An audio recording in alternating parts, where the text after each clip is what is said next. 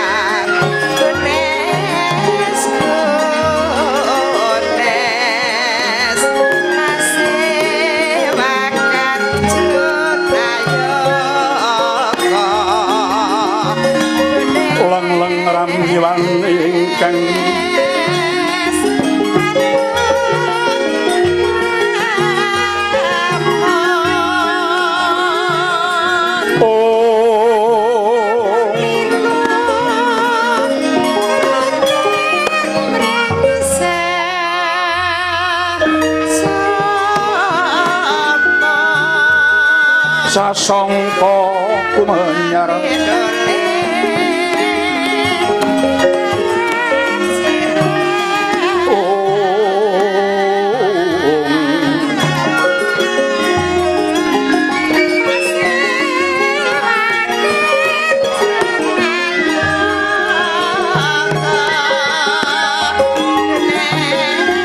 mangrenggorum ning puri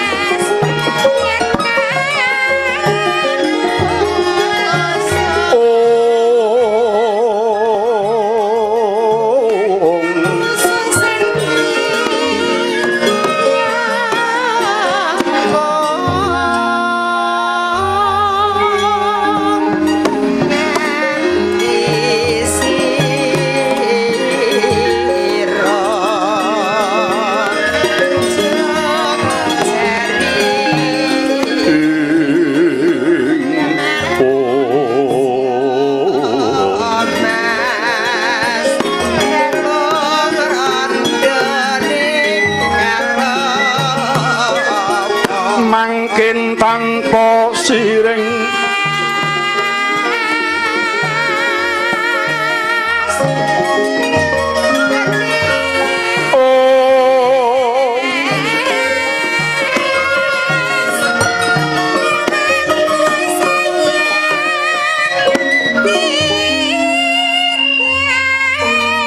halep nikang omah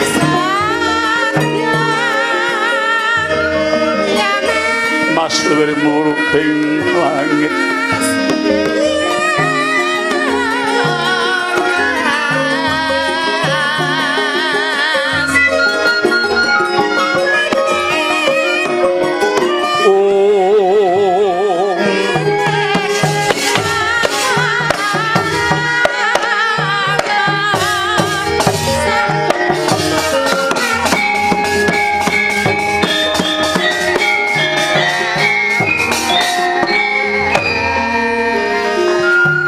suwuh arep Data Pitana suwuh iku werdine Sirna arep nenggih kahanan tentrem Bapak Hangesti Pitana iku luhur Sirna kang memala mahanane jagat tentrem lamun kita ngesti marang luhuring budaya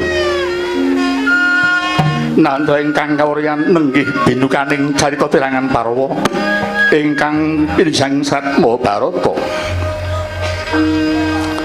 tuh menika gemlaring Praja Ngastina nggajah inggih ing Liman Benawi yasinebat ing Kuru Janggala mila hawasta nagari Ngastina mengko werdi duk perwane binuka Nalendra kang iso negari nenggih sawargi Prabu Nahusaya Prabu Hastimurti sinebat Gajah Liman Benawi lapet purmuhun tilas kedatoning gajah dene Kuru Janggala dados pranget kedatoning bangsa Kuru nagari Hastina dumadi saking musuh Banjar yen Cinandra persasat Pratisara Rukmi sinela sungapaning toya Benawi harga kang hangakasa kinepung ana Driginaris Karang Fitri mila Praja Ngastina pansebat ora Sundari kang werdine bumi pinilih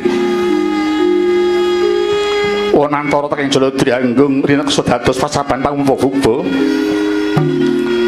para kadang hamong tani teken tabari tansah tekun ngolah siti ora moka temah katekan ingkang KSD lumbung parici nandi dados harja wong sanegari cekap ing ayun turah ing wuri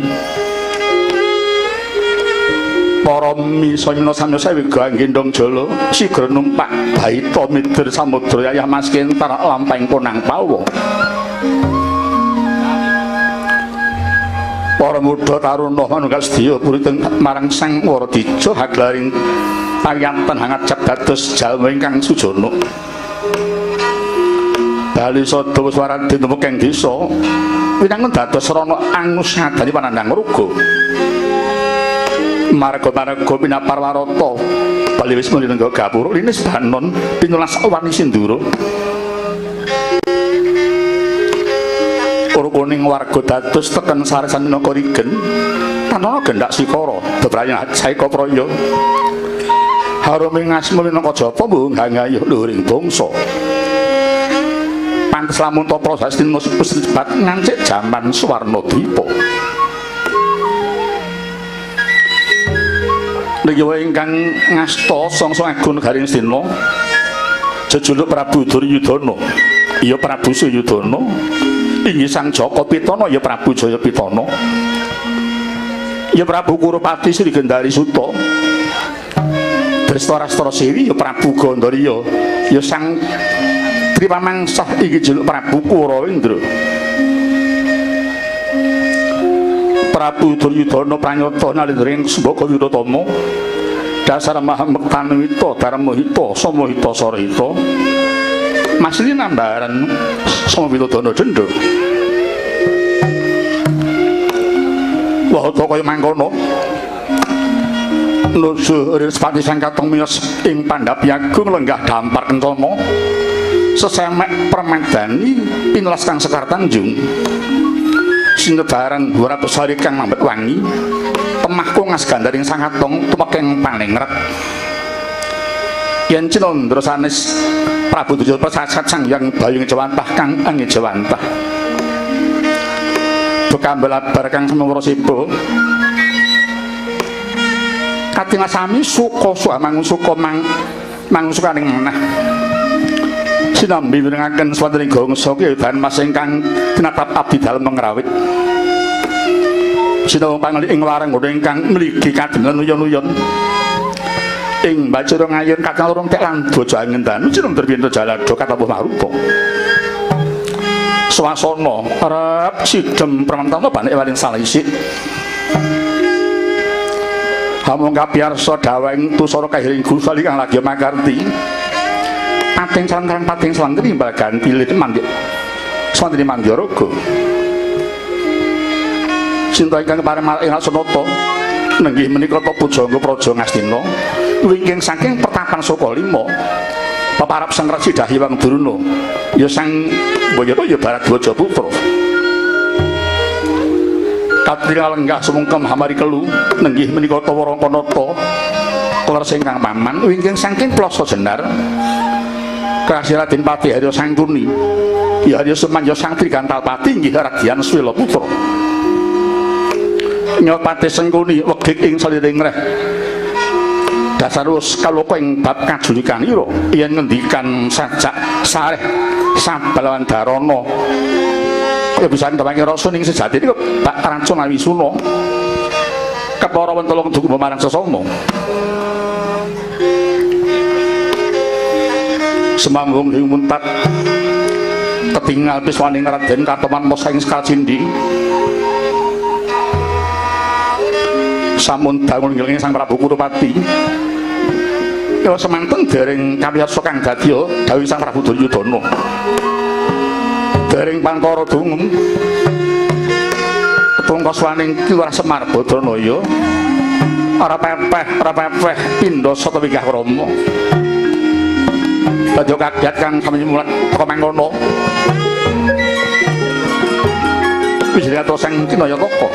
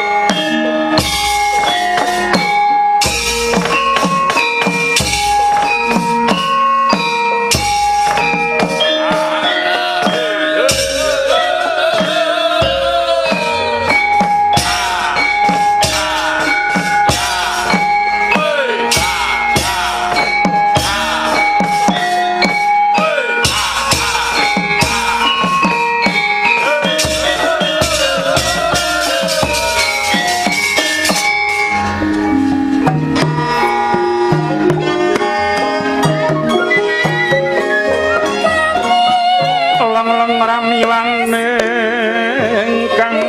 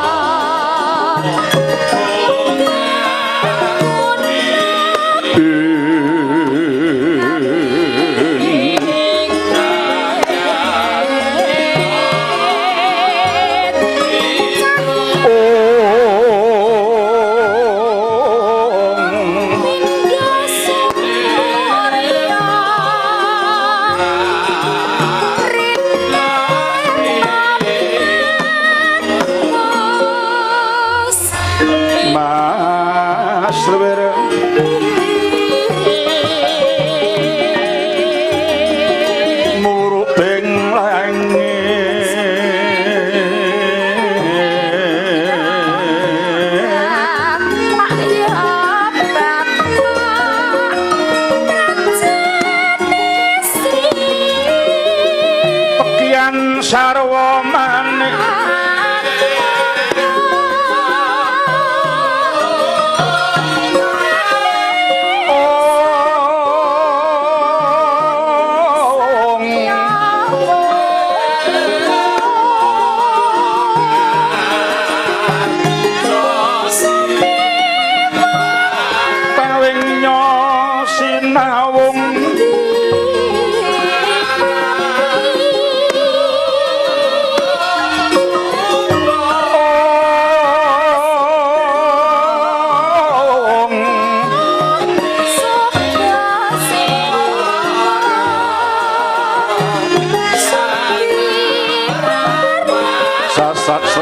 sinuci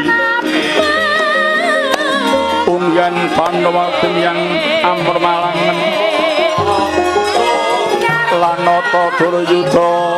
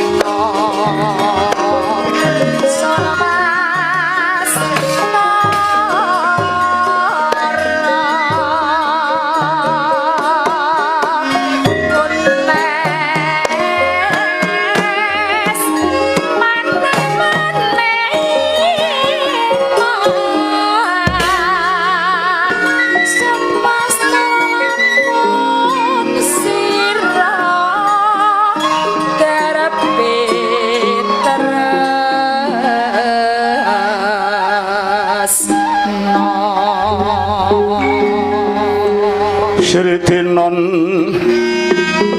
ing pasewakan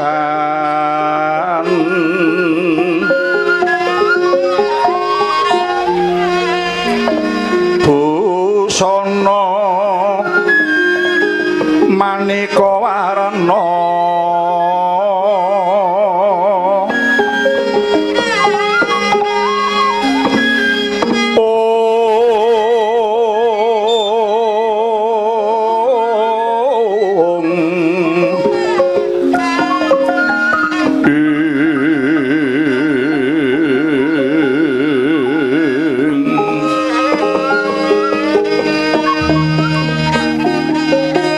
sepak puspiteng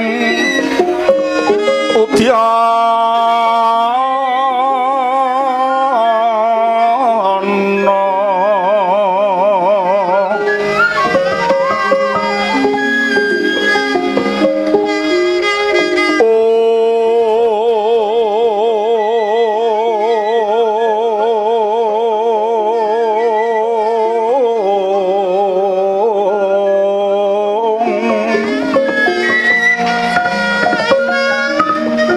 yang panjrahing sarwa rukma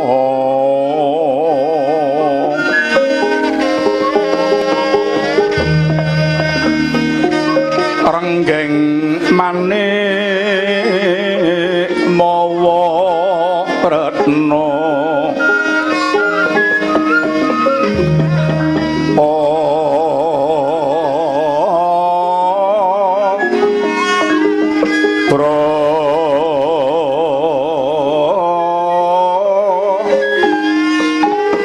Prabanya sumirat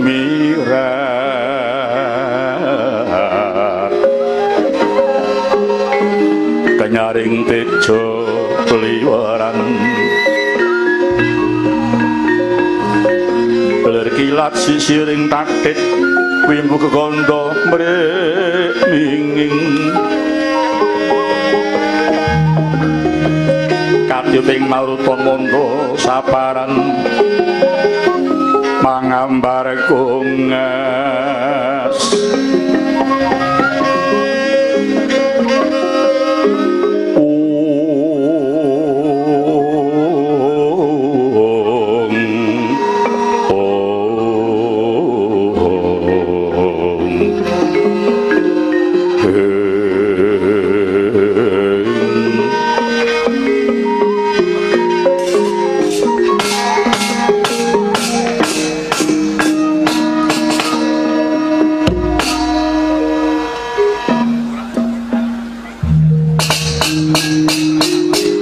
yata wau Prabu Suyudana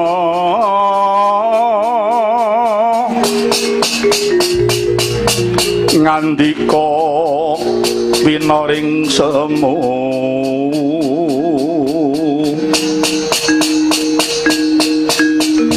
gampil benjang dehulun panamung hamundi Sabtonjeng Rama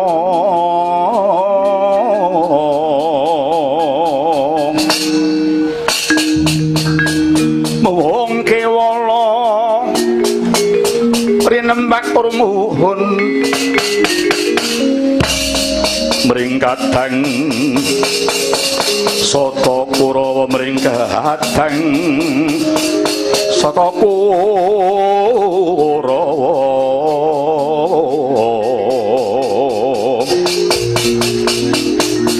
kadiparan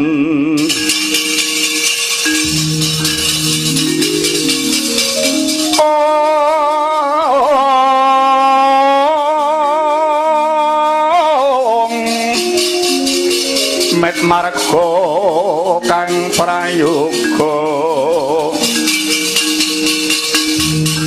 kang pinanggya jiwanggana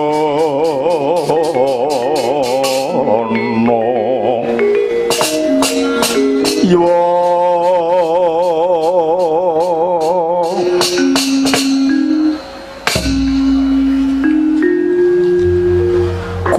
sinuwun Hamid pasang ngaliman babi tinebihna ing sikdenda cinakeping trita laksana sesembahan kula sinuwun Prabu Duryudana.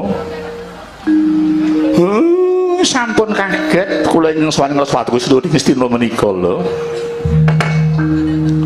Iya jagat iya Dewa Bathara Kakang Semar ingkang prapting praja Ngastina jumujuing pendopo mengkuto Kakang Semar parang padha raharja swaning Kakang swaning ngarsaning sun iki. Ya inggih sinuwun lulus raharja sowan kula niskala sawangsulipun sembah kula ngunjuk paduka ing suning Ngastina lho. Iya ingsun tampa tipus padha Kakang Semar. Kakang Semar aku go ngaturake pambagya kula marang pratani Kakang Semar Badranaya. Inggih Penemban Begawan Durna wilujeng sowan kula niskala tak kula ngatur Penemban ya tak tampa Kakang Semar. Nadyan aku ora keri Kakang Semar ngaturake pambagya ponok marang pratani Kakang Badranaya. Inggih Raden Pati wilujeng sowan kula niskala Raden Pati. Kakang Semar penon tak aran janur gunung kadingarit dene Kakang sowan marang praja Ngastina iki ana paridaya apa Kakang tumuli matur ingkang tetela. Inggih sinuwun wali-wali menapa sowan kula menika menawi king kula perang wonten perangan tri prakawis ingkang sepisan nun inggih jampen kang ning manah kula dhateng negari Ngastina ngriki. Ing mangka kalih kula ugi jampeni kang ning manah kula dhumateng Sang Prabu Duryudana sak kulawarga. Awit sak bangunipun kula momong para Pandhawa ngantos mboten wonten wekdal sowan dhateng Sang Prabu Rupati lho. Iya Kakang Semar ingsun tampa kaping Kakang marang jeneng ingsun. Dene jangkep wigatos sing perlu kepareng kula badhe matur suwatu ing sinuwun Prabu Duryudana. Namung nyuwun pangapunten sakderipun bilih badhe atur menika mangke mesti mboten damelerna panglipun Sang Prabu Gurupati. Ing menika kula suwun mugi Sang Prabu kersa hambedah samudraning pangaksami toyaning pangaksama wau lumedhar dhumateng badan kula minangka cihna padukendra hangapunten dhumateng plepatan kula sinuwun. Iya Kakang Semar ana luput pisagung pangapuran Semar Kakang Semar. Matur sembah nuwun. Mangke kriyen kok tak nginang supados sareh napas kula boten tumangsuh atur kula sinuwun. Hanjrah ingkang puspita arum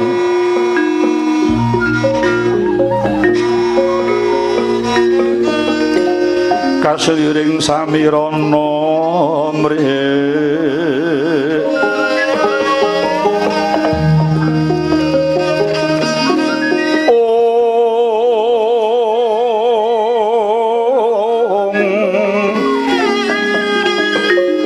sekara kadung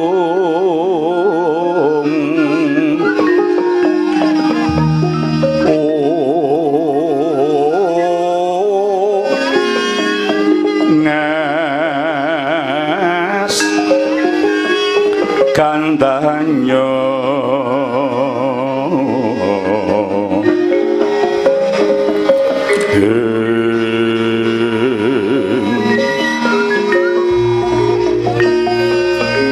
maweh raras renaning driya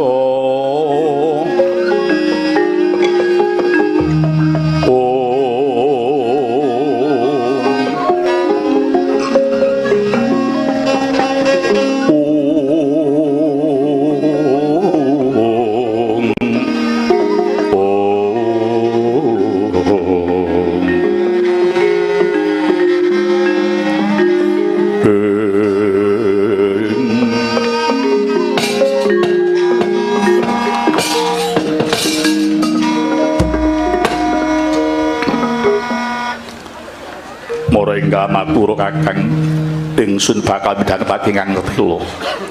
Ih matur nuwun sinuwun. Ngaten Sang Prabu. Sowan kula menika namung badhe nyuwun pangayoman dhumateng Sang Prabu Duryudana. Sabab menapa dene kula matur nyuwun pangayoman? Kula matur bares gures blaka suta blak kotang terus terang. Sakmenika kula sampun boten kerasan tumut pendha malih kok sinuwun. Kula ambali malih. Kula sampun boten kraos tumut dhateng para Pandhawa malih. Mila kula boten kerasan tumut Pandhawa jalaran Pandhawa sampun menceng saking garising kautaman. Pandhawa sampun tilar kasusilan. Pandhawa sampun ninggal wong cilik. Pandhawa mboten belani wong cilik. Wekdal menika Pandhawa sampun kecalan kawibawan. Saha Pandhawa sampun kecalan welas asih. Nagari Ngamarta sampun tebih saking swasana tentrem. Ngamarta sampun tebih saking raos gotong royong. Ngamarta ingkang kondang negari gemah ripah loh jinawi tertata-tata raharja subur kang tinandur murah kang tinuku jebul sakmenika sampun kantun pocapan kemawon. Tiyang Ngamarta ingkang kondang grapyak semanak remen tulung tinulung sakmenika sampun mujudaken barang langka sinuwun. Ingkang pinanggih ing saben dintenipun namung pentelenganing mripat keplaning tangan saha krating untu. Saben dinten Ngamarta boten sepen saking resah. Begal kecu kados dipun lulu raja pati tansah dumadi saben hari. Durjana juti sakelangkung gegirisi. Wong liya do sangsara ya karepmu sing baku keturutan karepku. Sakmenika Ngamarta sampun koncatan budaya luhung. Kanthi tiyang Ngamarta sampun menceng saking kautaman boten moka menawi tembung sabot Pandhita Ratu sampun boten wonten. Para Pandhawa sampun mentala ngapusi wong cilik. Tumindak ing Pandhawa sakmenika sampun cengkah kalian batos kula sinuwun.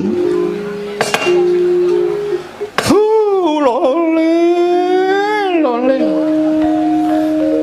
Kang sempat mongko dhisik. Itos pundi Sang Penemban? Kowe kok bisa matur mengkono kuwi mau? Apa wis ana buktine? Ya kepengin buktake Sang Penemban tak atur tindak ten Ngamarta mriku. Omongan kula niki sampean cocok nih kalih tiyang Ngamarta. Yen nganti mboten cocok gulu kula mang tugel kula mboten napa-napa. Kedahe sampeyan titen. Kalau menapa Semar kok matur goroh.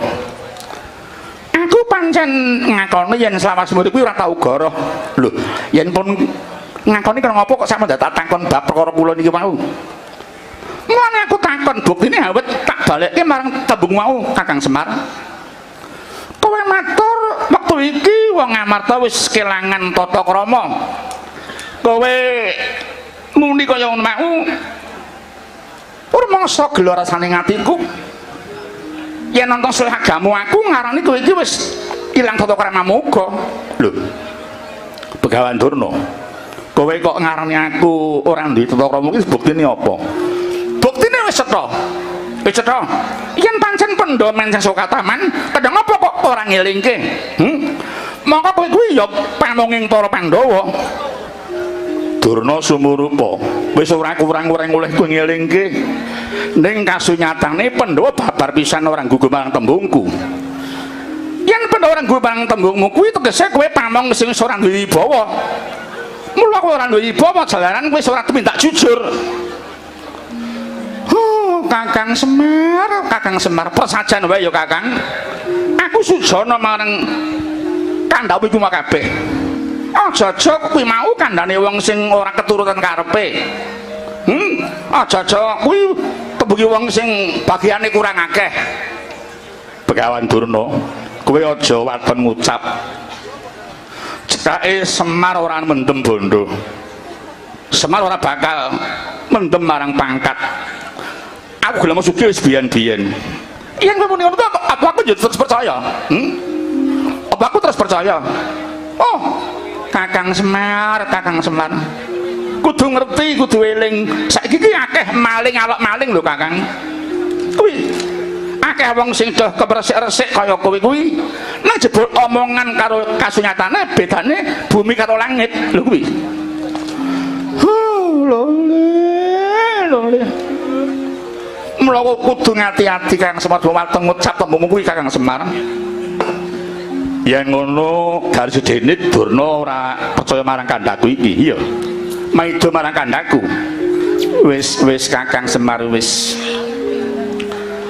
Tak suwun Kakang Semar aja ngladeni guneming Kakang Durna. Kowe aja nyambung rebuke berita sing lagi kisruh pikiran iku ya Kakang Semar. Mara gagih terus natur mungguwi. Inggih Raden Patih. Kalian malih kula mriki niki nggih boten sowan sing jenenge Durna. Kula lajeng natur kula sinuwun. Wekdal menika ngamarta kathah para narapraja balah wakiling para kawula ingkang sampun boten saged ngreksa dhateng kawibawanipun malih. Ingkang dipun tengenaken namung kapitahanipun piyambak. Mereka dados pertanda bilih para Pandhawa sampun tega dhumateng kasangsaning para kawulanipun. Lha kula matur pangkat menika wau kula sampun matur sawangsul Pandhawa ora bakal mbelani marang para kawulani. Para Pandhawa sampun boten purun ngrungokke sambating para kawula. Kula niki dadi jejering wong cilik nganti boten mudeng karepe Pandhawa niku pripun. Ya nyambut gawe mung do sak kepenak udele dhewe. Nek sampun genah bilih Pandhawa sampun kecelan adil. Inggih menika do sinuwun. Gandeng para Pandhawa sampun menceng saking garising bebener. Tinimbang getih kula minggah nglempak wonten ing sirah lajeng mahanani ludira inggil. Keparenga kula badhe nderek Sang Prabu Duryudana kemawon. Ngantos benjang tuwak-waking Bratayuda kula badhe mbotohi dhateng Pendhawa Jaya ing madyaning palagan. Kakang Semar. Kados pundi sinuwun? Apa kula tak cekel aturing Kakang Semar? Kula niki mboten ati gawra sinuwun. Matur menapa witi klapa sak lunggunipun. Aduh Kakang Semar.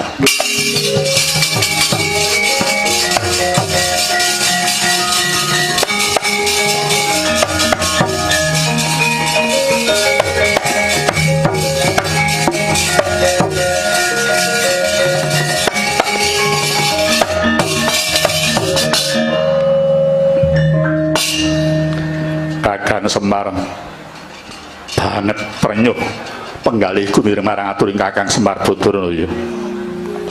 Jebul Kakang lari bating bakal sabiyantu marang para Kurawa. Inggih anak Prabu keparengipun tampi kemawon sawanipun Kakang Semar menika. Kakang Nayantaka, kula Raden Patih wiwit dina iki kowe wis dadi kulawarga agung Kurawa ya. Lan ora suwe tumuli tak paringi kertu tandha menawa sira wis dadi keluarganing Kurawa kene. Inggih sembah nuwun Raden Patih tinampi pasuwitan kula. Kagiat risang kapirangu rinangkul kinempit-kempit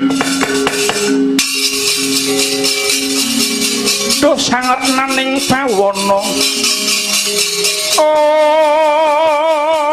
Ya si tukang walang ati, ya si tukang nesing kias, ya si tukang kudu kering.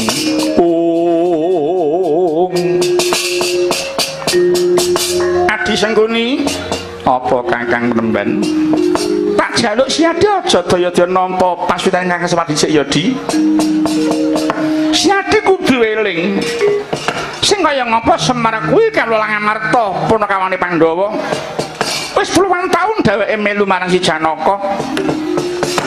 Manut pitunging Durna, yen ora ana apa-apa muka kok dheweke gampang malik grembyang ninggal Pandhawa melu para Kurawa. Aku kuwatir aja-aja gek Semar iki badhe telik sandering para Pandhawa dikongkon nggih kekuatan kurasa kanjero di Kakang Durna kebablas noleh mung ndakwa marang Kakang Semar. Ature Semar iki mau tulus. Sing dikandhaki mau bener kabeh, wis kebukten kabeh. Mula kowe aja ndakwa sing ora-ora. Persajan wae sak temene sampeyan kalah wibawa karo Kakang Semar, kalah pinter karo Kakang Semar. Yen aku ya genah milih Semar no. Wong kowe iki ketoke melu Astina ning jebul rasamu ngeboti Pandhawa. Oh, pateh mejenon kowe.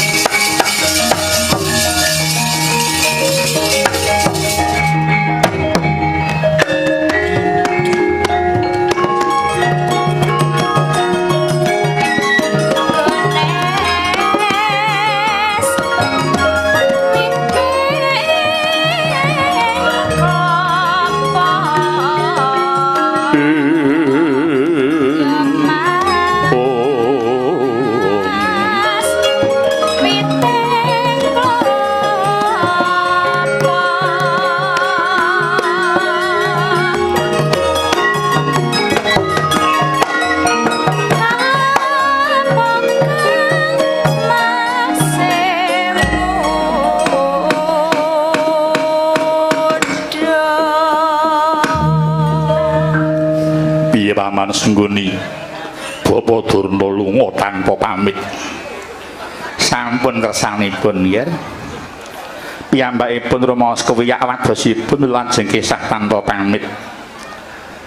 Kapara kula nyuwun sinuwun. Nyuwun apa? Gandeng Durna sampun boten nderek rombongan mriki. Keparenga Kang Semar menika kemawon mugi dipun wisuda dados pujangga Astina ngentosi kelenganipun Durna sinuwun. Mangke riyen Radipati Sengguni. Raden Patih ampun ngusulke kalih tiyang sing dereng ketok tandurane.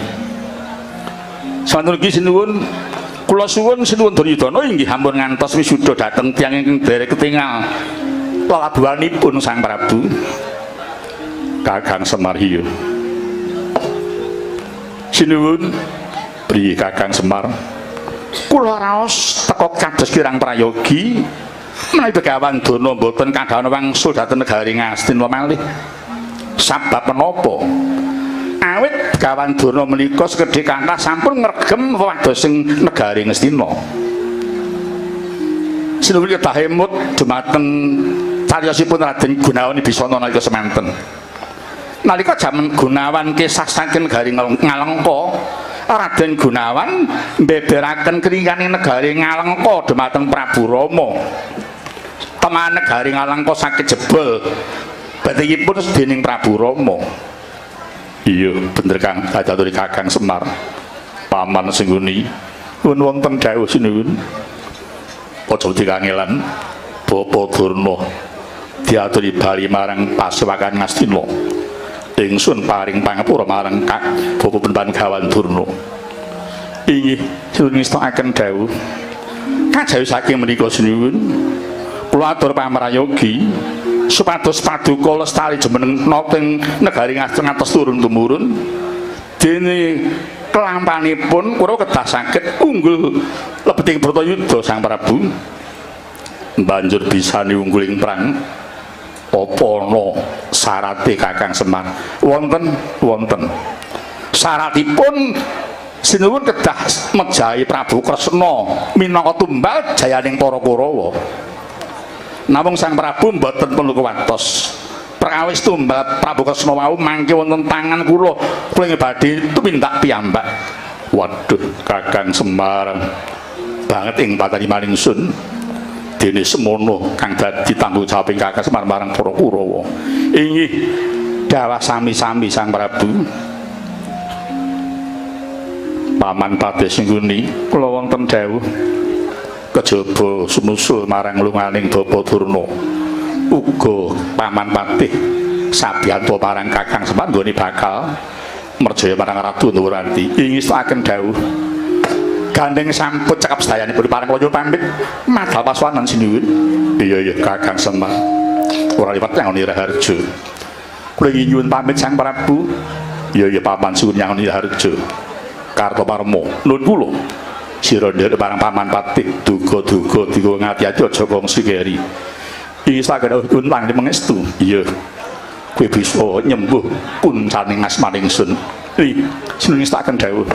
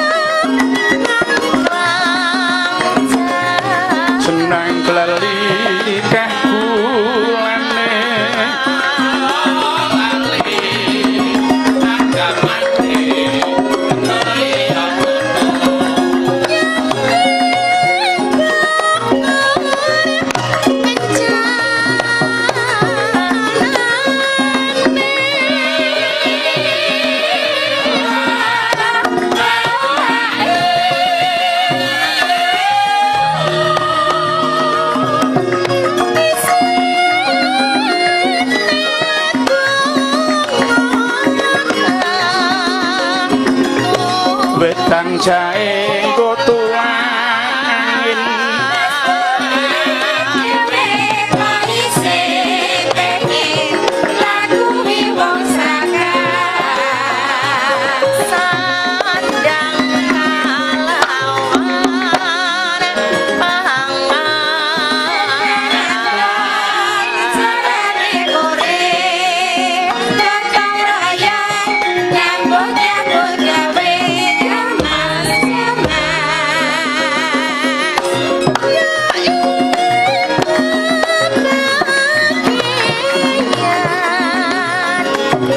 bal-balan kaose biru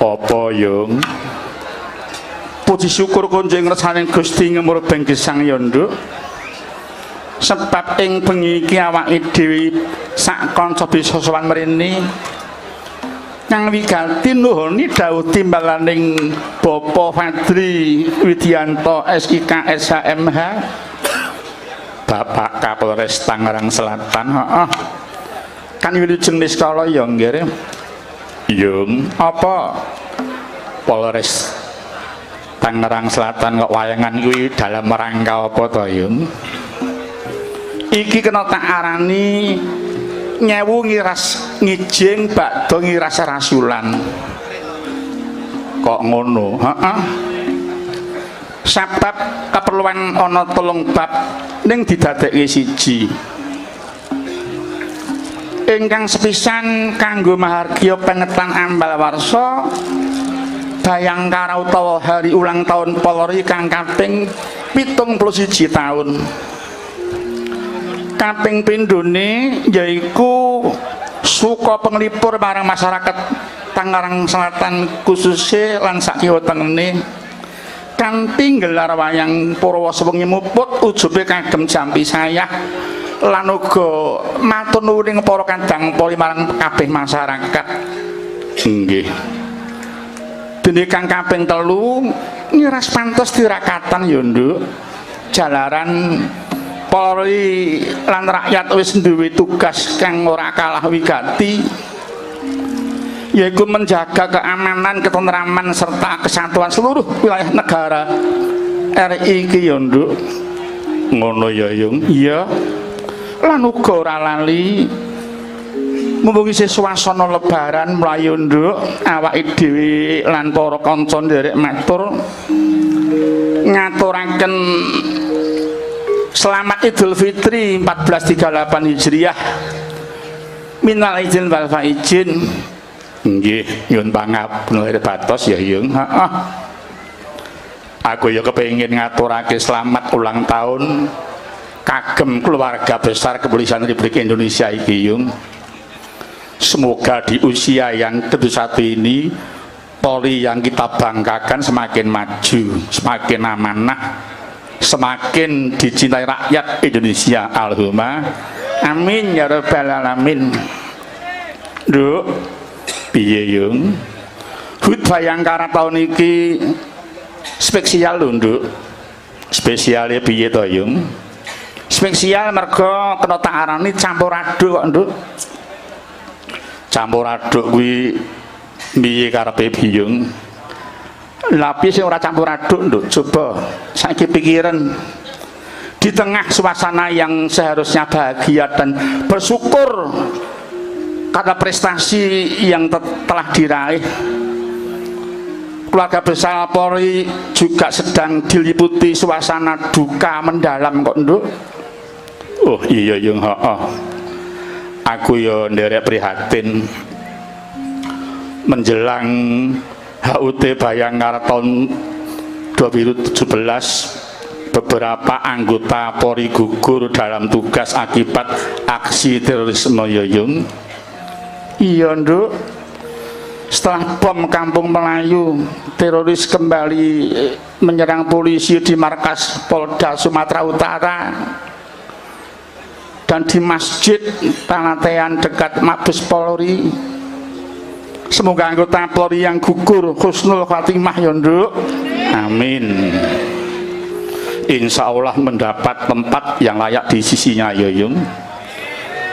Polri sekarang semakin berat tanggung jawabnya kok mak. Teroris saya akeh tenan nduk. Kejabaan narkoba dan liya-liyane, terorisme merupakan tantangan tersendiri bagi kepolisian. Ning aja doh kuwatir. Klebuku ya aja kuwatir ya nduk. Polri tidak akan takut dan tidak akan gentar melawan teroris. Polri tidak akan kalah melawan kejahatan. Nggih yung. Dan itu sudah terbukti ya yung. Prestasi Polri dalam menangkal dan memberantas terorisme sudah diakui dunia. Bapak Presiden Joko Widodo nalika menyampaikan amanat dalam acara peringatan HUT Polri 71 Bayangkara di lapangan Munas wingi ya yung, memuji kinerja Polri yang dinilai sudah berhasil mengamankan warga dari berbagai peristiwa, mulai dari aksi terorisme hingga agenda politik yaitu pilkada serentak. Pak Jokowi ngendika atas nama negara dan pemerintah, saya sangat berterima kasih pada kerja keras seluruh personil dalam menjaga keamanan sehingga hasilnya kelihatan nyata. Iya enggak? Situasi Kamtibmas sangat kondusif, lalu lintas lancar, kecelakaan turun drastis, harga kebutuhan pokok ya stabil. Sekali lagi saya apresiasi ya yung ngendikane Bapak Jokowi Presiden kita hebat ya nduk. Nggih, Pak Jokowi menilai Polri telah menunjukkan loyalitas dan integritas. Langkah penanganan terorisme juga disebut berhasil. Kata Presiden, pelaksanaan pilkada serentak di tahun 2017 yang dinilai aman juga tak lepas dari peran Polri. Hal ini harus diapresiasi oleh seluruh elemen masyarakat ya yung. Kepara nyata nduk. Warga cilik kaya awake dhewe iki banget oleh bangga marang kinerja Polri selama ini. Tapi seharusnya yung penanggulangan terorisme juga harus didukung oleh semua unsur masyarakat kok yung. Polri, TNI, dan pemerintah tidak bisa sendirian menanggulangi terorisme. Kudu kompak bersatu ya untuk harus kompak bersatu. Bapak Presiden mengingatkan ke depan dukungan masyarakat tetap dibutuhkan untuk mendukung tugas Polri. Sebab tantangan yang dihadapi semakin berat, terutama terkait terorisme. Jelas kepinduk, mula revisi undang-undang anti terorisme tundang dirampung ke yondo, aja nganti kesuwen. Ben kadang-kadangku polisi bisa mantap dan tenang dalam bertugas. Ngono ya ya, iya aku sarujuk. Lan ana sing uga tansah dielingke marang kabeh wae. Ngerti ya nduk sing jeneng terorisme kuwi ora ana hubungane karo agama. Ngono ya ya, tidak ada. Agama apa wae ora ana sing setuju karo kekerasan apa meneh terorisme. Mula aja nganti ana salah penampa kabeh masyarakat. Perjuangan Polri adalah melawan terorisme, bukan melawan agama. Iya, pancen mengkono yung. Kudu padha to eling yen sing diperang dudu agama nanging kejahatan lan terorisme. Kepara nyata, nduk. Piye? Wis padha suwan mrene bebasan ajar kenal Gadiwanuh. Iki oleh tasakuran ora mung wayangan tok ning uga kepareng nimbali para kadang bintang tamu. Ana bintang tamune. Sapa yung? Yen ora kleru informasi yang tak tampa yaiku Mas Gareng saka Semarang, Nduk. Oh ngono, mbok kene enggal diaturi sowan mrene bareng-bareng atur panglipur. Heeh. Sing kaping pindho bintang tamu putri saka Ponorogo. Asmane Mbak Lucy Brahman. Kaya sapi. Lucy Brahman. Kuwi parapane kok, Nduk. Kuwi sing marapi ya aku, teman dadi kondang sak yaene. Sidan kok punuk. Saka oleh subur kopen. Ayo ditupake prau mentang rene, monggo.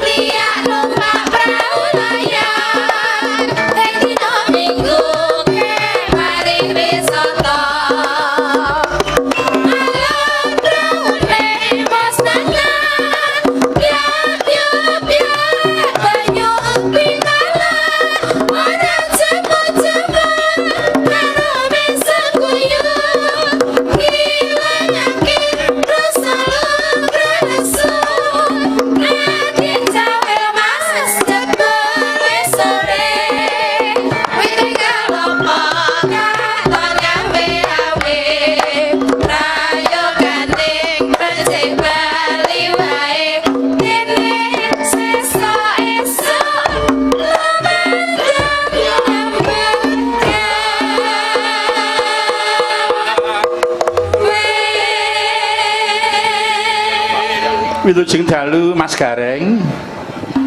Wilujeng dalu, Pak. Bida saking Semarang kala menapa? Kala wau siang 11:30. Oh ngaten. Nganu numpak kereta latu. Kereta api. Nggih. Kereta latu nggih.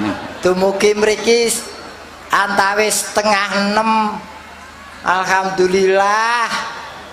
Stasiun mriki 4 jam. Kok saged kawan jam? Macet, Pak. Bosok pun. Saiki ora ngemungke Tangerang Selatan utawa Jakarta mawon. Nggih. Solo pun mulai nyacet. Ah, pun pundi-pundi macet. Niki pancen niki nggih sithik akeh kula nggih rumangsa salah. Salahe. Nggih, salahe mergi. Bacae pabrike lautan sirinene muni. Nggih, wong teko kula rada radat mergi nganu bidalipun sepur kawanen kula ajeng nyaut sing esuk mboten angsal. Yang sepur disaut ya ora entuk. Lah ditumpaki. Mak. Oh, lagi sing ngejak plesetan iki. Nggih wong maksud kula niku ajeng nderek jadwal ingkang pagi ning mboten nyandak wekdalipun. Nggih. Marga le turu ngepluk nganti lali ora subuh, nggih. Mboten wau dalu nggih barang nggih, Pak. Oh, wadul nggih gareng. Nggih, napa garong. Ah, jan ing atase wong siji kok ngayahi pirang-pirang nggon. Nggih. Kaya kecunggah. Terus ning omah ki dingengi apa sing ning omah ki? Duka kula niku pun bibar bakdo nganti sepriki niku mboten sapa ngomah dadi kula nggih setengah semelang nih Pak. Kok aja-aja bojoku posisine wis pindah. Ya aja sok suden to. Nyun. Kang Rayi niku putri yang setia lho. Nggih, lagi ning kanthi kula bali ke memori yang lalu, tipe istri saya memang tipe yang setia. Nyatane ya anak-anak. Gitu. Nggih, wong kula. Sakniki putrane pinten? Alhamdulillah kalih, Pak. Cewek napa cowok? Cewek. Nggih. Kalih cewek sedaya. Nggih, tetep kula syukuri nadyan cewek-cewek sedaya kula syukuri. Pun. Nggih rawuh ruksuk ya entuk mantu lanang ning Nggih. cewek-cewek kula syukuri manut programing negara 2 anak cukup. Cukup nggih. Lajeng sakmenika bajengipun kelas pinten, wong kalih kelas pinten? Ingkang bajeng nuwun sewu niki namung cerita sawontenipun. Nggih. Nembe kemawon nika nembe koas wonten Kabupaten Rembang. Oh. Kedokteran toh? Nggih alhamdulillah rezeki kula, Pak. Piye nduk apa ora hebat lho, anak gareng lho. Anak gareng sing gawe ngelusi gedang bosok. Anake dadi dokter. Asmane sinten, Mas? Naminipun nggih nadyan bapake gur gareng ning nggih rek-rekae anak kula nggih jare asma Kinarya Japa. Betul, harus bagus. Wong asma ki donga kok. Nggih anak kula naminipun Ajrina Lutfita Bayu Putri. Dadi nyuwun sewu sing duwe anak Nanti angel sing ngapake Lutfita Bayu Putri, dadi sing duwe anak Bayu niku mboten mung jenengan kula duwe anak Bayu, Pak. Iya pamer senengane. Terus celukane napa niku? Larinipun ayu menik-menik dipun parapi ninik, Pak. Oh, celukane ini. Di kalangan teman-teman dipun sebat ninik pancen larinipun ayu menik-menik ngaten jlirit pawakane nggih kaya kula ngeten. Oh, nggih. Nggih. Terus nomor kalih? Nomor kalih sakmenika nembe kuliah semester gangsal menawi boten kletu wonten kedokteran ugi. Coba to apa ora elok kuwi nduk. Nggih. Kula janmo tan kena kinira ngono kae ya nggih. Nggih. Dadi kedokteran. Nggih wonten kedokteran Semester gangsal. semester gangsal. Asmanipun sinten? Nika Atalia Sanya.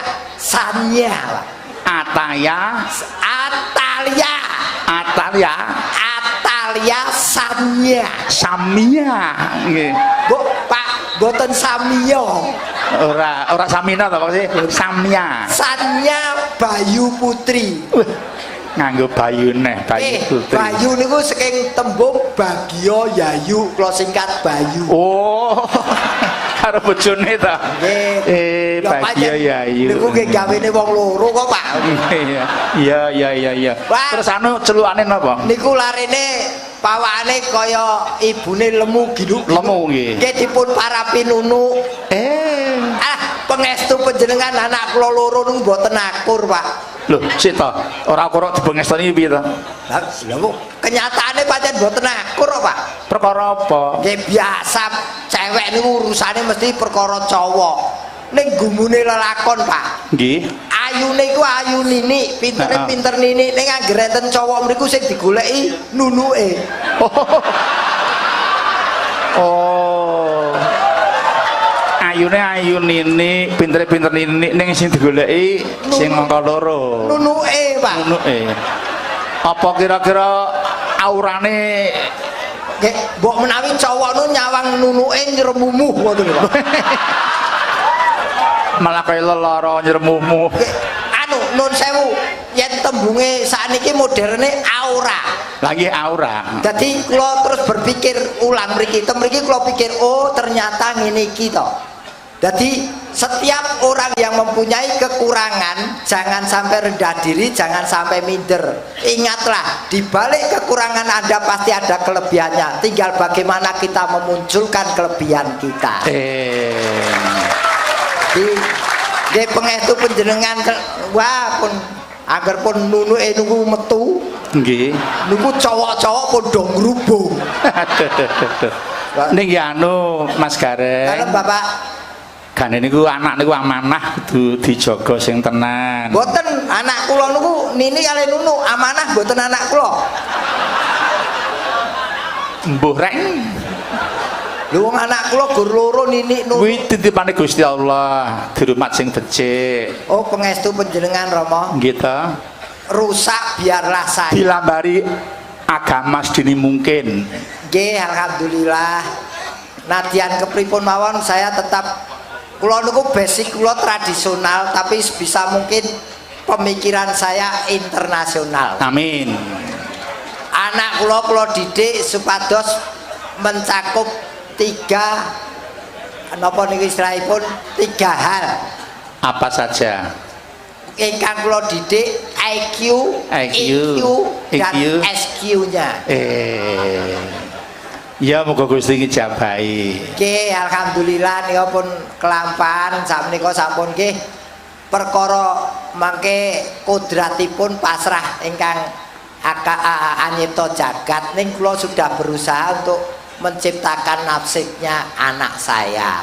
Amin. Sik niki wau kula ajeng mangsuli ngendikane Mas Gareng kok ingkang hanyipta jagat. Monggo lho mereka ingkang hakarya jagat.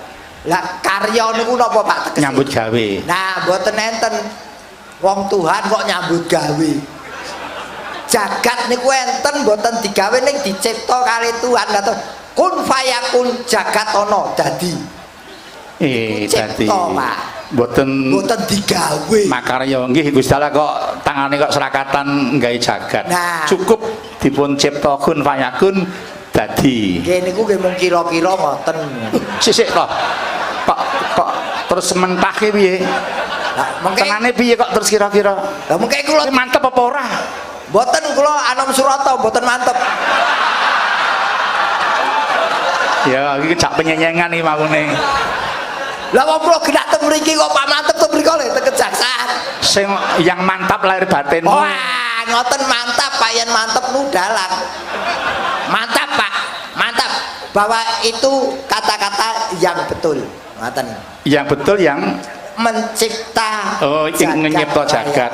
Pinter Mas Gareng. Enggak lah mboten pinter napa tekan Tangerang Selatan, Pak. Amin.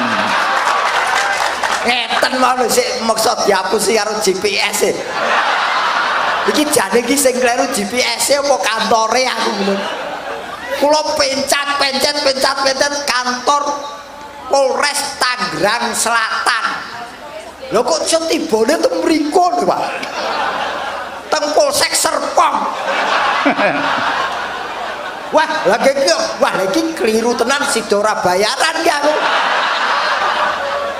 Terus Neng bola Bali yang sifatnya kodrati alami justru cespleng GPS HP buatan madi akhirnya GPS alam nganti cangkem tak wong lho nutuk kentongan niku Polres Polres Tangerang Selatan mana Pak? Oh sana malah ketemu neng mlakune sekilo Pak sing jalan gede lho. Ya malah olahraga ta. Olahraga niku kan terus turu nyambut gawe ngeten kok. Ning niki nun sewu niki kantor anyar nggih, Pak. Kantor baru. Betul. Wah. Baru. Jenengan merawani niki, gareng niki niki. Wah, alhamdulillah. Nggih. Wah, gedunge Ini wayangan perdana di Mapolres Tangerang Selatan. gedunge magrong-magrong pun ngicipi Paling baik se-Indonesia adalah Tangerang Selatan. Inilah gedungnya. iya. Kula pun ngicipi ruangane Bapak Kanit Kalantas. Oh nggih. Nggih, kula udo teng mriku dandan darai korban kecelakaan. Lah nggih. Nggih, selamat buat Polres Tangerang Selatan. Amin. Mula yen kula teng budi-budi lak tansah ngotak-atik arti dari tempat yang saya tuju. Niki kula polke mon teng Polres nggih, Pak. Nggih, Yen Polres. Tangerang Selatan kok ketoke kok kakean. Polres enten mawon nggih. Polres. Nggih, Polres napa? POLRES. Nggih.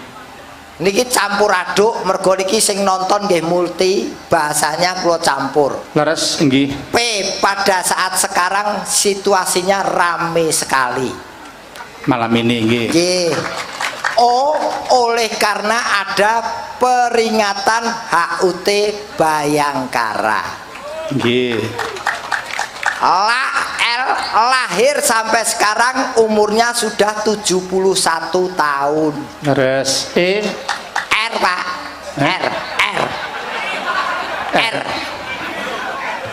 R Bapak. Nggih. Aku ora budek nggih. Ayo. Rame kahanane niki kula campur Jawa. Rame kahanane mergo ana wayang kulite. ewadene dalange Ki Anom Surata dalah Ki Bayu Aji. Nggih. Akhir S. Sing dadi penggembirane Gareng saka Semarang. Aduh. Kaya melu ae. Wong kadung tekan kene ora melu ke. Wong niki nderek bersyukur. Nggih. Umurnya Bayangkara sudah 71 tahun atau 71. Nggih. Niki apa Polres pun dijlentrehake. Saiki ganti anune polisine. Oh, polisi. Polisi. Polisi niku saking kula jiko unsur katane nggih, Pak. Nggih. Polisi. Po niku saking tembung pokok tugas dan fungsinya melayani, melindungi dan mengayomi masyarakat. Nggih. Ajeng Lihai, lincah, proporsional dan profesional dalam menjalankan tugas. Nggih. Sing Si niko siap 24 jam dalam melaksanakan tugas. Jadi malah ngungkuli dalang.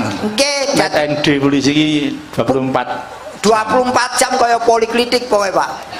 Poliklinik kok poliklinik. Lagi walaupun lepas dinas, polisi itu tetap kudu siaga sewaktu-waktu dibutuhkan tenaganya, itu tetap harus siap. Wiwit bayi lahir nganti wong mati itu kabeh mbutuhi polisi kok, Mas. Nggih, pancen mulai lahir nganti pecah niku harus selalu dalam pengawasan polisi. Nggih. Milo sekali lagi mungkin saya sebagai rakyat atau masyarakat Indonesia mengucapkan selamat untuk Bayangkara yang ke-71. Semoga Bayangkara tetap berdiri tegak untuk melindungi masyarakat. Nggih. Niki enten lagune Mas Gareng. Nun, Enten lagune. lagune napa, Pak? Judulipun Polri Satria Bayangkara. Oh, ngoten.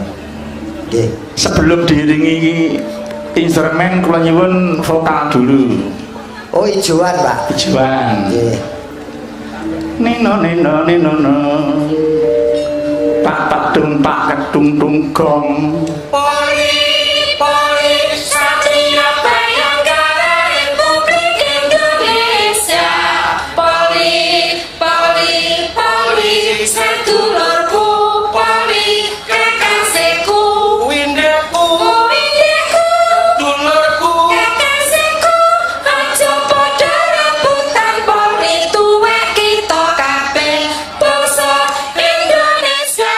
Polri ne rakyate wis samapta anglateni tumeka akhir zaman. Polri pengayoman uga kekuatan jiwa Pancasila angrasa ibrata catur kang prasetya Polri rakyat Nusantara.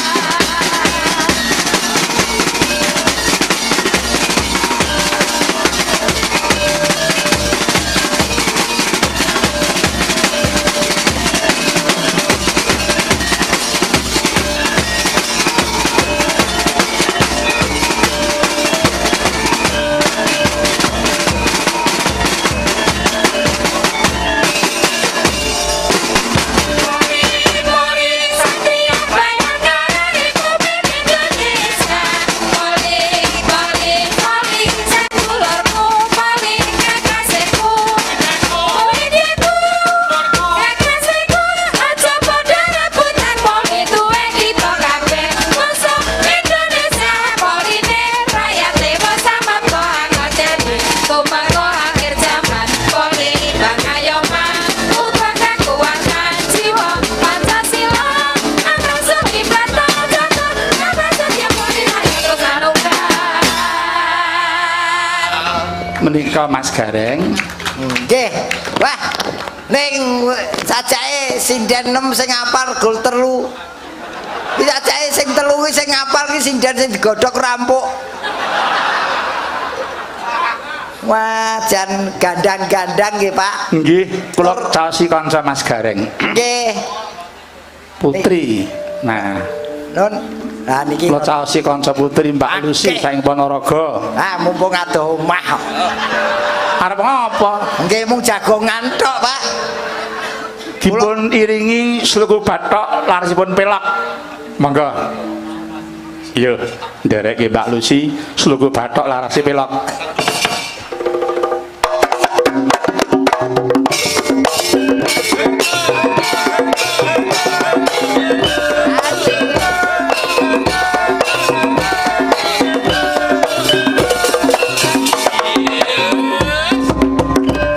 Sloku-sloku bantah-bantah elo-elo Sirama manyang Solo Lele payung muda Majeni lelobyen Uwong mati ora obah Yen obah mateni bocah Yen urip-urip aduhe Sloku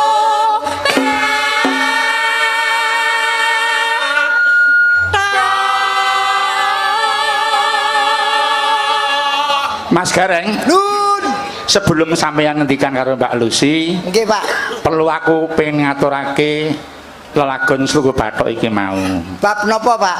Menika nadyan mung sak tembang anak-anak ning jebul falsafahnya tinggi sekali. Artinya bagus sih, Pak. Nggih. Sluku-sluku Bathok tegese urip kuwi aja mung dientekke dienggo nyambut gawe. Oh, Yen wektune leren ya kudu leren. nggih. Kuwi kanggo njaga kondisi jiwa lan ragane karepen seimbang. Dados wancine nyambut gawe, wancine ngaso. Nggih.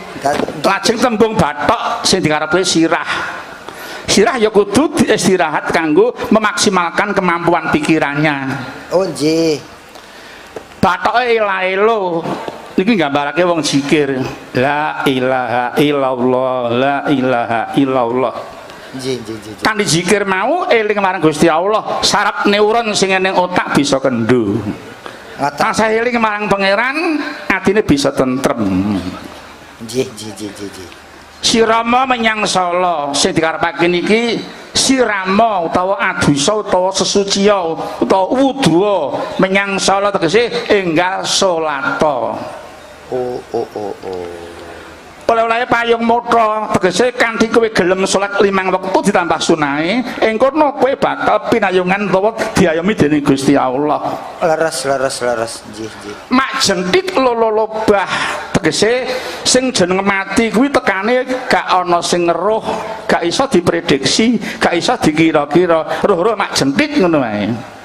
Dadakan nggih, Pak. Nggih, wong mati ora obah tegese nalika pati mau teko kabeh wis terlambat, kesempatan kanggo ngampal wis ilang. Ngaten nggih. Nggih, yen obah medeni bocah tegese akeh sukma sing nyuwun marang Gusti Allah kepengin diuripke ning Gusti Allah ora marengke.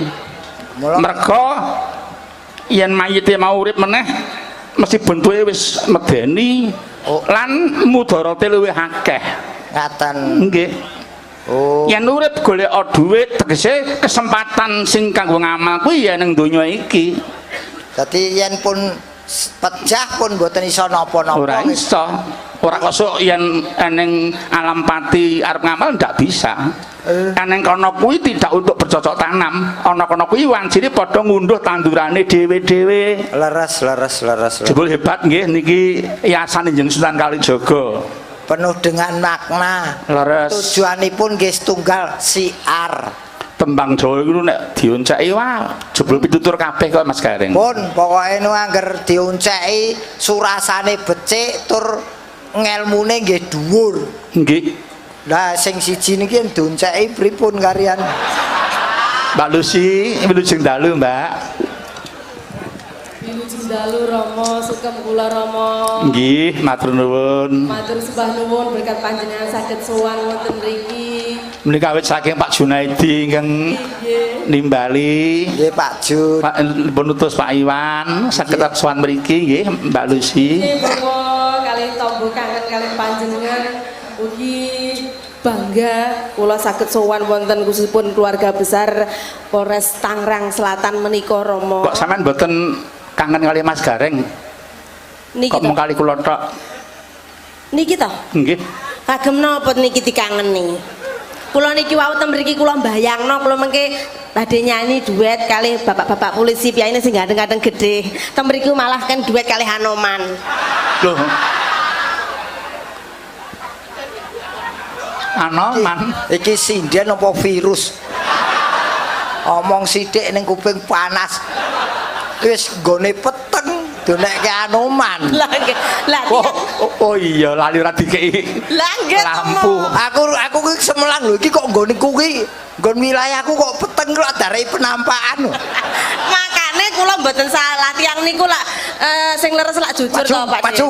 Nggih. Maju. Jujur kula wae nyawang king mriku masyaallah kok peteng kok kaya kokok beluk rupane kang. Awake wireng Saunimu Gusti ki ora sare. Innallaha ma'sabirin. Iya. kula niki jujur Pak De timbangane kula ngapusi. Lho, kula lek ngelem jenengan ganteng berarti fitnah. Apa aku kuwi nyeneni kowe? Lah kuwi mau Wong aku ya tak yoni lho kok kowe iso geger ngopo to kowe? Lah jake jenengan gelo lho. Lho yo gelo ki sepintas sapa wong itu dikeki rupa elek ora gelo. Tetep manusiawi gelo. Ning aku itu menerima Oh, apa adanya karena aku seorang muslim. leres-leres tapi hebat lho Pak De. Piyayi niki sing kados jenengan ngeten iki pun mboten medal melih 2018. Pun telas sak baranipun sami. Ora diproduksi neh. Mboten. Metune sing ganteng-ganteng ke Mas Bayu. Wong aku wis termasuk expired tok. Liyane wis ora ana. Wah omongane nyelkit. Ya ayu lho rupamu ki jane wah rupamu ayu, aku seneng. Alah. Ya ketunggalin kuwi. Derek tetepangan Bapak Ibu undangan yang terhormat, nami kula paring embel-embel kalian Bapak Anom Lucy Brahman.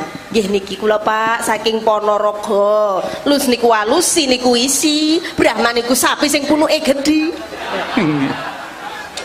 Nggih ngaten mawon. Nyapa? Haru mangsaku wong wedok kaya ombak Ancol. Obah wae. Santeng kok ora to, Nduk?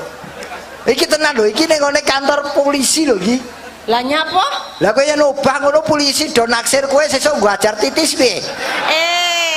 Aja gembaku sampean nduk sampean aku mangene pun sowan karo Bapak Kapolres. Pak Widianto. Iya, Bapak hormat Pak. Nanti saya mau pesen Pak. Heeh. Pulang nanti saya sendiri saja mau nitipkan Mas Gareng Pak. Lah buat apa Mbak Lucy? Ya kalau kekurangan tenaga sebagai anjing pelacak bisa Pak. Kok gembakus? Piye rek? Siap-siap. Sajake gareng rupane sing ngiri iya Dek. Iki pomoran ning ngarepe Pak polisi no tak bacok tenan ta iki.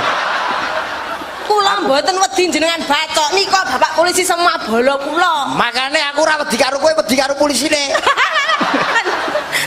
Gareng karo Mbak Lucy. Nggih, Bapak. Ora sah padu. Mboten Pak, mboten. Jenengan niku ibaratnya sepasang sepatu. Nggih. Gitu. Bentuknya tidak persis sama, namun serasi. Mau tapi iki kula yen sepasang sepatu milih sing kiwa, Pak. Piye to? Ampun, umpama kula kali Lucy lak sepasang sepatu. Heeh. Nah, kula milih sing kiwa nggih, Pak. Yen sing tengen gampang rusak, soalnya gue nyetater terus, Pak. Ya aja ngono. Nggih. Saat berjalan tak pernah kompak, tapi tujuannya kan sama. Nggih Oh, Rama. oh, Kula oh. sayang niki kali. Nggih, tidak Kula niki. tak pernah ganti posisi, namun saling melengkapi. Ini sampean kali. Nggih Rama maksud mriki kathah piyayi ganteng kula niku tasih tresno Pak De kula niki. Nggih. Tunggale pun boten wonten. Diaturi kok. Nggih. Tidak pernah ganti pasangan walau sudah usang dan dimakan usia gitu. Nggih. Kowe iki jane iki penyanyi yo kaya KB Apa kabeh kuli bangunan. Pak De? Jenengan niku wong loro sederajat. Nah, niku iki Tidak ada yang merasa lebih tinggi atau lebih rendah. leres Rama. Podo-podo bintang tamune. Nah, Nggih. Bila yang satu hilang, yang lain tidak memiliki arti. kuwi.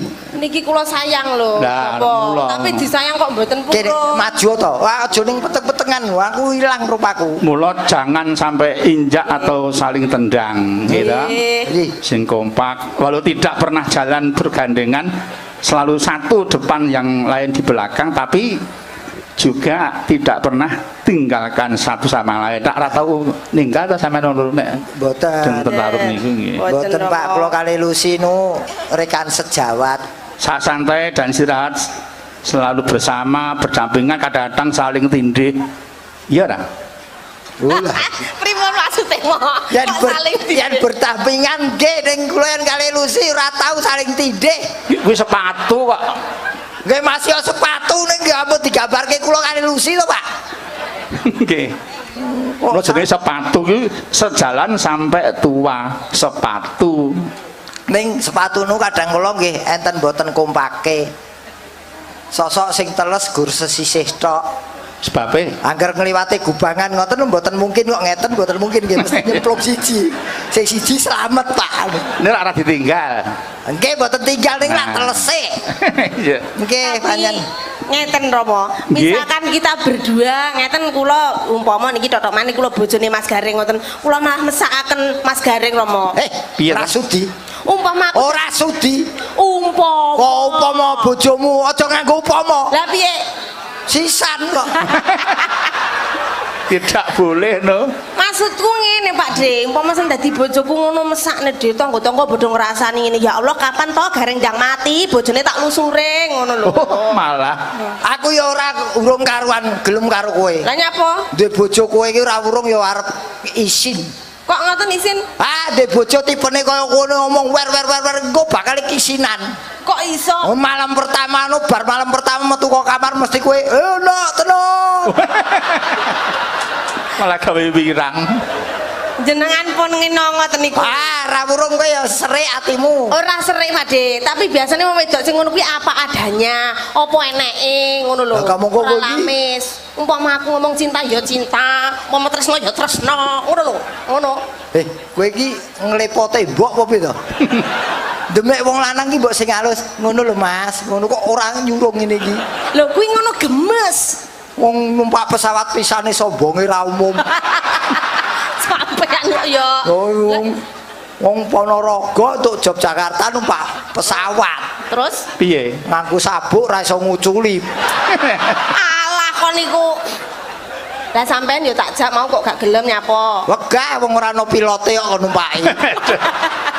Ya apa mau pesawat mandek. Ya ora apa-apa to gandol nang pesawat.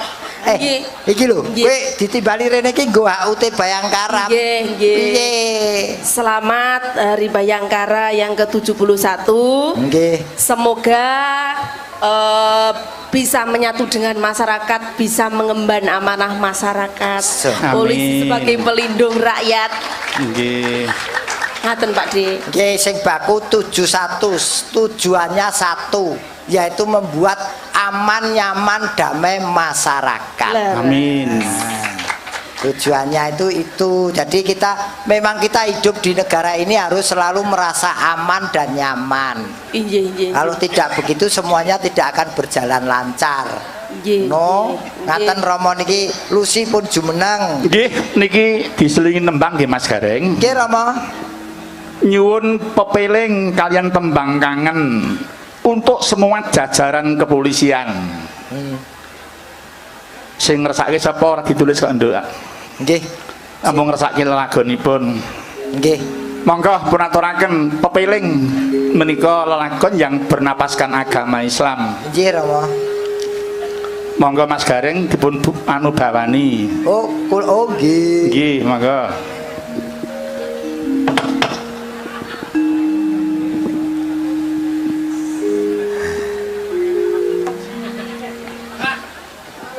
Dor. Wong arep bawa permangap-mangap tok. Iki ning Piyayi Jakarta nyuara kudu ditata sik pernapasane. Kleru ngisini-sini. Lah sampean mau ngap-ngap koyo wong lara mengi. Awasi toti saking Prawinasis ngeling ana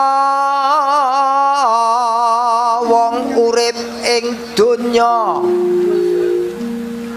bebasan mung mampir ngombe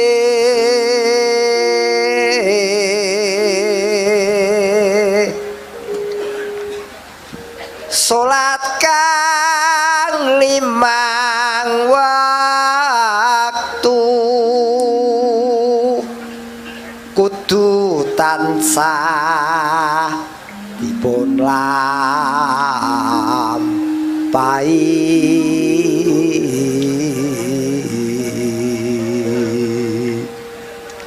iku cagak agama pakartikan luhur